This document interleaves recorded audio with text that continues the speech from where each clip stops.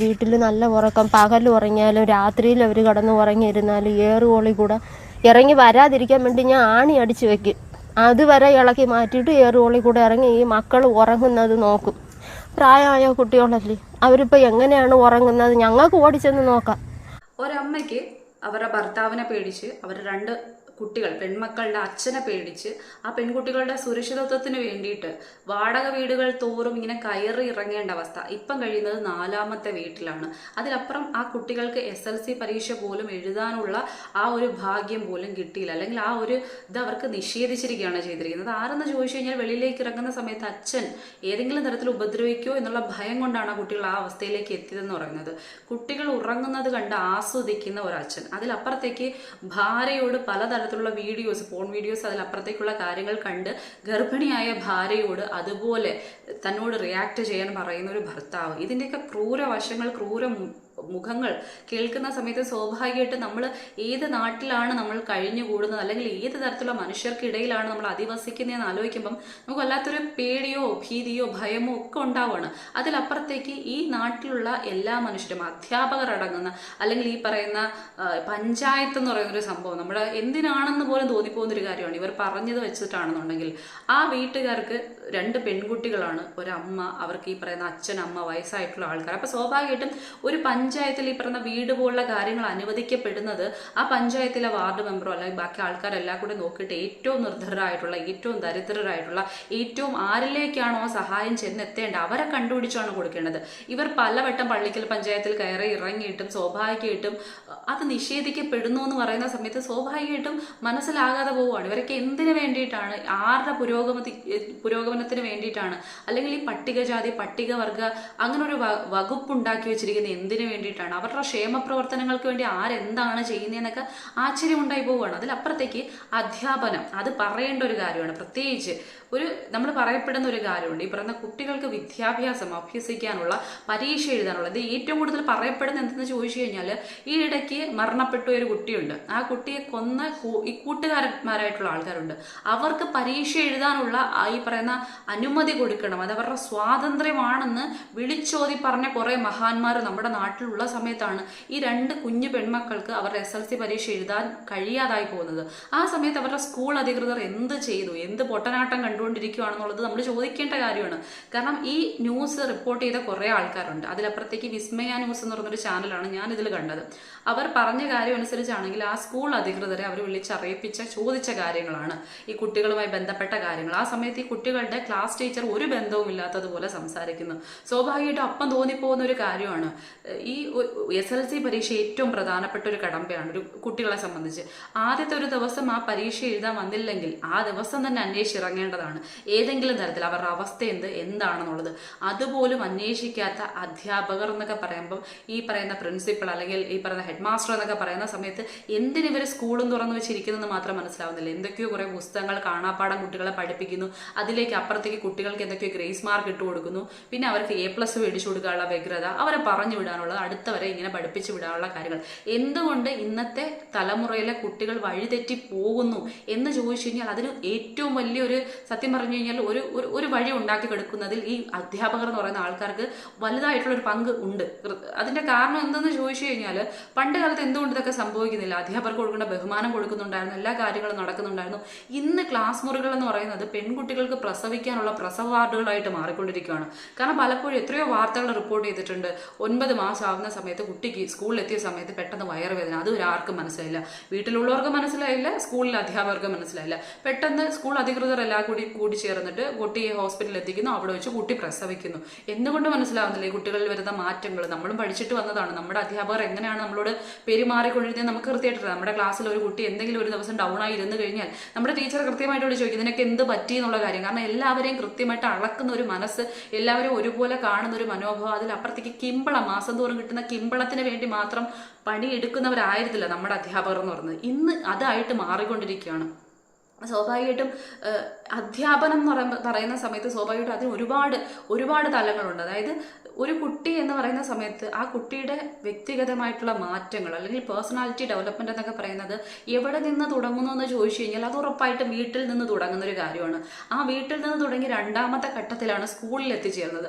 അത് സ്കൂളല്ല ഡെവലപ്പ് ചെയ്യുന്നത്, സ്കൂളിൽ അധ്യാപകരാണല്ലോ ഡെവലപ്പ് ചെയ്യുന്നത്, നമ്മളുമായി ബന്ധപ്പെടുന്ന അധ്യാപകർ. ആ അധ്യാപകർക്ക് ഒരു പങ്കുണ്ട് അതിലെന്ന് പറയുന്നത്. ആ പങ്ക് പോലും ഇല്ലാതാക്കുന്ന തരത്തിലാണ് ഇന്നത്തെ അധ്യാപനവും ഇന്നത്തെ കുട്ടികളുടെ പോക്കും എന്ന് പറയുന്നത്. ഈ ഒരു വാർത്ത മാത്രം മതി ഇതിന്റെ ഉദാഹരണം എന്ന് പറഞ്ഞാൽ ആ കുട്ടികൾക്ക് പരീക്ഷ എഴുതുന്നത് നിഷേധിച്ചതിൽ കൃത്യമായിട്ടൊരു പങ്ക് ആ അധ്യാപകർക്കുണ്ട്. കാരണം അവർ നോക്കേണ്ട കാര്യമാണ്, അത് ചോദിക്കേണ്ട കാര്യമാണ്. അതിലപ്പുറത്തേക്ക് നമുക്ക് അന്വേഷിക്കാൻ പറ്റുന്ന കാര്യമില്ലേ. എത്രയോ സ്കൂളുകളിൽ ദരിദ്രരായിട്ടുള്ള കുട്ടികൾ, ഒന്നുമില്ലാത്ത വീടില്ലാത്ത കുട്ടികൾക്ക് വേണ്ടി NSS ക്യാമ്പുണ്ട്, NCC ക്യാമ്പ്, ഇങ്ങനെ കുറെ കാര്യങ്ങൾ എന്തിനൊക്കെയോ വേണ്ടിയിട്ട് പറഞ്ഞ് മൂല്യങ്ങൾ പഠിപ്പിക്കാൻ വേണ്ടി ഉണ്ടാക്കിക്കൊണ്ടിരിക്കുകയാണ്. ഇങ്ങനത്തെ കുറേ സ്കീംസ് എന്തിനു വെച്ചിരിക്കുന്നു എന്ന് ചോദിച്ചു കഴിഞ്ഞാൽ ഈ നിർധരരായിട്ടുള്ള കുട്ടികൾക്ക് ഇതിൽ നിന്ന് ഫണ്ട് ശേഖരിച്ചുകൊണ്ട് ഏതൊക്കെയോ സ്കൂളുകൾ വീട് വെച്ച് നൽകുന്നു. ഇവർക്ക് ഭയങ്കര ആഡംബരമായിട്ടുള്ള ഭയങ്കര കോടിക്കണക്കിന് വിലയുള്ള വീടൊന്നുമല്ല വേണ്ടതെന്ന് പറയുന്നത്. അടച്ചുറപ്പുള്ള സുരക്ഷിതമായിട്ടുള്ള ഒരു വീടിന്റെ ആവശ്യമുള്ളൂ. ഇവർക്ക് തന്നെ പഞ്ചായത്തുമായിട്ട് ബന്ധപ്പെടാൻ പറ്റുന്ന കാര്യമാണ്, നമുക്ക് തന്നെ അറിയുന്ന കാര്യമാണ്. ഭൂമി ഇല്ലാത്ത ആൾക്കാർക്ക് ഭൂമി വാങ്ങിക്കാനുള്ള പൈസ അനുവദിക്കുന്ന സ്കീമൊക്കെ നമ്മുടെ പഞ്ചായത്തുമായി ബന്ധപ്പെട്ടുണ്ട്. ഇങ്ങനെയുള്ള ഒരു കാര്യങ്ങളും ആരും ചെയ്യുന്നില്ല എന്ന് ആലോചിക്കുന്ന സമയത്ത് സ്വാഭാവികമായിട്ടും ചിന്തിച്ചു പോകുന്ന കാര്യങ്ങളാണ്. ഈ ഫണ്ടുകളൊക്കെ പിന്നെ ആരിലേക്ക് പോവുകയാണ് ചെയ്യുന്നത്, ആരിലേക്കാണ് എത്തപ്പെടുന്നത്, കൃത്യമായിട്ടുള്ള ആൾക്കാരിലേക്കാണോ എത്തപ്പെടുന്നത്, ആരെയാണ് ഇവർ തഴഞ്ഞുകൊണ്ടിരിക്കുന്നത്, ഇതൊന്നും മനസ്സിലാവാത്തൊരു കാര്യമാണ്. എന്തിനാണ് ഇത്തരത്തിലുള്ള വകുപ്പുകളൊക്കെ ഉണ്ടാക്കി വെച്ചിരിക്കുന്നത് എന്ന് പറയുന്നത്. അതിലപ്പുറത്തേക്ക് ഈ ഭർത്താവ് അല്ലെങ്കിൽ അച്ഛൻ എന്ന് പറയുന്ന ഈ കാണ്ടാമൃഗത്തിന്റെ കാര്യം, ഈ വാർത്ത കേൾക്കുന്ന ഓരോ ആൾക്കാരും ചെയ്യേണ്ടതെന്ന് പറയുന്നത് സത്യം പറഞ്ഞു കഴിഞ്ഞാൽ നമ്മുടെ ഈ പറയുന്ന പോലീസ് ആയാലും, പോലീസ് വകുപ്പായാലും, നമ്മുടെ ഗവൺമെന്റ് ആയാലും, ബാക്കി ഈ പറയുന്ന ഏത് ഡിപ്പാർട്ട്മെന്റിൽ പെട്ട ആൾക്കാരായാലും മുൻകൈ എടുത്ത് കൊണ്ടുവരാൻ പറ്റുന്ന ഒരു കാര്യമാണ്. ഈ മൃഗത്തിനെ എത്രയും പെട്ടെന്ന് റീ അഡിക്ഷൻ സെന്ററിലോ ഇനി അതിലപ്പുറത്തേക്ക് ജയിലിലോ എവിടെ തള്ളാമോ അവിടെ എല്ലാം തള്ളിക്കൊണ്ട് ഈ കുട്ടികളുടെ ജീവിതം ഭദ്രമാക്കുക എന്നൊരു സംഭവമാണ്. കാരണം പോൺ വീഡിയോസും ബാക്കി കാര്യങ്ങളും കണ്ടുകൊണ്ട് ഗർഭിണിയായിരിക്കുന്ന ഭാര്യയോട് തന്നോട് അതുപോലെ പ്രകടിപ്പിക്കുക, തന്നോട് അതുപോലെ റിയാക്ട് ചെയ്യുക എന്നൊക്കെ പറയണമെങ്കിൽ മൃഗത്തിനെ കഴിഞ്ഞ് തരം താഴ്ന്ന ഒരു ജീവിയാണെന്ന് മാത്രമേ പറയാൻ പറ്റൂ. അതിലപ്പുറത്തേക്ക് ജന്മം നൽകിയ കുഞ്ഞുങ്ങളെ വൈകൃത ചേഷ്ടയോടുകൂടി കാണുകയും സ്പർശിക്കുകയും ചെയ്യുന്ന, കുഞ്ഞുങ്ങൾ പേടിയോടെ മാത്രം കാണുന്ന ഒരു അച്ഛനെന്ന് പറയാൻ പറ്റില്ല. അച്ഛൻ എന്നുള്ള വാക്കിന് വലിയ വിലകളുണ്ട്, വലിയ മതിപ്പുണ്ട്, അതിന് ഒരു പരിപൂർണത എന്ന് പറയുന്നൊരു സംഭവമുണ്ട്. അത് ഒരിക്കലും ഈ ഒരു മനുഷ്യന്റെ കാര്യത്തിൽ മൃഗം എന്ന് പോലും പറയാൻ പറ്റില്ല. കാരണം മൃഗങ്ങൾക്ക് പോലും ഒരു ചെറിയ രീതിയിലെങ്കിലും ആ പ്രസവിച്ച് അല്ലെങ്കിൽ ആ കുഞ്ഞുങ്ങളെ അവരൊന്ന് പ്രാപ്തിയാവുന്നതുവരെയെങ്കിലും അതിൻ്റെതായ രീതിക്ക് ആ മൃഗങ്ങൾ കൊണ്ടു നടക്കാറുണ്ട്. ഇത് അതുപോലും ഇല്ലാത്തൊരു കാട്ടാളനാണ് ശരിക്കും പറഞ്ഞു കഴിഞ്ഞാൽ. ഈ ഇതുപോലുള്ള കാട്ടാളന്മാര് ഇവിടെ മാത്രമല്ല, ഇതുപോലെ ഒരുപാട് നാടുകളിൽ ഒരുപാട് സ്ഥലങ്ങളിൽ ഇതുപോലുള്ള കാണ്ടാമൃഗങ്ങൾ ഒളിച്ചിരിപ്പുണ്ട് സത്യം പറഞ്ഞു കഴിഞ്ഞാൽ. ഇതിന് ചെയ്യേണ്ടത് നിയമ നടപടികളിലേക്ക് മുന്നോട്ട് പോകാൻ ആരും വരുന്നില്ല എന്നൊരു സംഭവമാണ്. ഈ സ്ത്രീ ഇത്രയും നെട്ടോട്ട് ഓടിയിട്ട് അവരുടെ ചുറ്റിപ്പറ്റിയുള്ള ഒരാൾക്കാരും ഇതൊന്നും അറിഞ്ഞില്ല, അല്ലെങ്കിൽ ആരും അതിനെക്കുറിച്ച് പറയാനോ എടുക്കാനോ റിപ്പോർട്ട് ചെയ്യാനോ പോലീസിൽ ഒന്ന് അറിയിക്കാനോ ഒന്നിനും മുതിർന്നില്ല എന്നൊക്കെ പറയുന്ന സമയത്ത് ആ കുട്ടികളുടെ ഭാവിനെ അവർക്ക് വേണ്ടിയിട്ട് SLC പരീക്ഷ വീണ്ടും ആരെങ്കിലും നടത്താൻ പോകുന്നു. ഒരു വർഷം അവരുടെ പാഴായി പോവുകയാണ് ചെയ്യുന്നത്. ആ കുട്ടികൾക്ക് പഠിച്ച് എന്തെങ്കിലും ആയി ആ അമ്മയെ നോക്കാനുള്ള ഒരു അവസരത്തിന്റെ ഒരു വർഷമാണ് താഴേക്ക് പോകുന്നതെന്ന് പറയുന്നത്. അതിലപ്പുറത്തേക്ക് അവരുടെ മാനം അല്ലെങ്കിൽ അവരുടെ അഭിമാനം കാത്തു സൂക്ഷിക്കുകയാണ്. സ്വന്തം അച്ഛനിൽ നിന്ന് തന്നെ മാനം കെടരുതെന്ന് വിചാരിച്ച് ആ മക്കളെ ചേർത്ത് പിടിച്ച് ഓടുന്ന ഒരമ്മയുടെ വ്യഗ്രത അല്ലെങ്കിൽ വേദന എന്ന് പറയുന്നത് നമ്മൾ വിചാരിക്കുന്നതിലും അപ്പുറമായിരിക്കും. മറ്റെല്ലാം പറയുന്നത് പോലെ തന്നെ നമ്മൾ ഇത്തരത്തിൽ കേൾക്കപ്പെടുന്ന കാര്യങ്ങൾ, അനുഭവങ്ങൾ മറ്റുള്ളവർ പങ്കുവയ്ക്കുന്ന സമയത്ത് അവർക്കത് ജീവിതമായി മാറുന്ന സമയത്ത് നമുക്കതൊക്കെ നമ്മുടെ ചെവിയിലൂടെ കേൾക്കുന്ന വെറും കെട്ടുകഥകളായി മാറുന്ന സമയത്താണ് നമുക്ക് അതിനെക്കുറിച്ചുള്ള വേദന അറിയാതെ പോകുന്നത്. ഇത് നമ്മുടെ ജീവിതത്തിലേക്ക് പ്രാവർത്തികമായി വരുന്ന സമയത്ത്, നമ്മുടെ കൺമുന്നിൽ നടക്കുന്ന സമയത്ത്, ആ സമയത്ത് മാത്രമായിരിക്കും നമുക്ക് ഈ മുറിവിന്റെ ആഴം എന്താണെന്ന് കൃത്യമായിട്ട് അളക്കാൻ പറ്റുന്നത്. അതുവരെ നേരത്തെ ഞാൻ പറഞ്ഞതുപോലെ വെറും കെട്ടുകഥകൾ മാത്രമായിരിക്കും, അല്ലെങ്കിൽ ഉണ്ടാക്കി പറയുന്ന കഥകൾ മാത്രമായിട്ടേ ചില മനുഷ്യർ ഇതിനെ എടുക്കാറുള്ളൂ. അതുകൊണ്ട് തന്നെ ഈ വാർത്തയ്ക്ക് അടിയിൽ വന്ന ചില കമന്റുകൾ എന്നെ ഭയങ്കരമായിട്ട് അത്ഭുതപ്പെടുത്തുകയും ചെയ്തു.